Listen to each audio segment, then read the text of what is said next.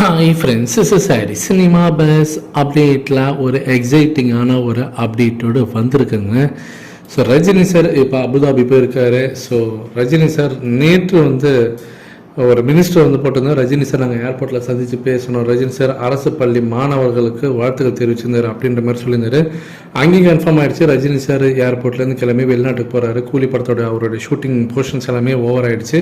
அது எல்லாத்தையும் அந்த பணிகள்லாம் முடிச்சுட்டு அவர் இப்போ ஓய்வு எடுக்கிறதுக்காக வெளிநாட்டு போகிறாருன்றது ஏற்கனவே சொன்னால், ஆனால் எந்த ஊருன்னு தெரியல அப்படின்னு பற்றி நம்ம பேசினோம்.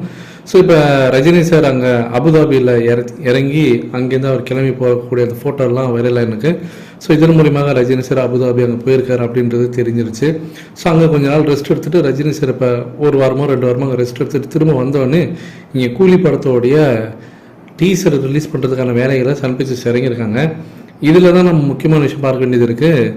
இப்போ சமீபத்தில் தான் ரஜினி சாரோடைய அந்த லாஸ்ட் போர்ஷன்ஸ் இப்போ சென்னையில் ஷூட் பண்ணியிருந்தாங்க. அங்கே அமீர் கான், நாகார்ஜுனாலாம் கலந்துட்டாங்க.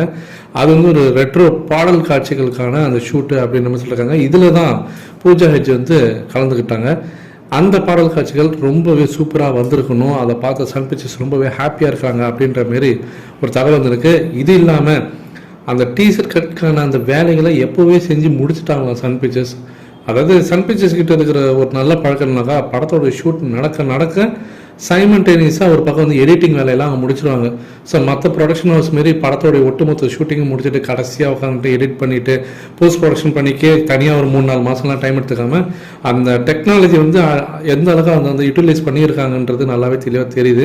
ஸோ இவங்க ஒரு பெரிய ப்ரொடக்ஷன் ஹவுஸ் அப்படின்னு இருக்கும்போது சைமல்டேனியஸாக அவங்க எல்லாம் எடிட்டிங் முடிச்சிட்டாங்க. அப்படி இருக்கும்போது இந்த படத்துக்கான டீசர் கட்கான எல்லா வேலைகளும் ஆல்ரெடி முடிச்சுட்டாங்க, ரெடியாகவே இருக்குது.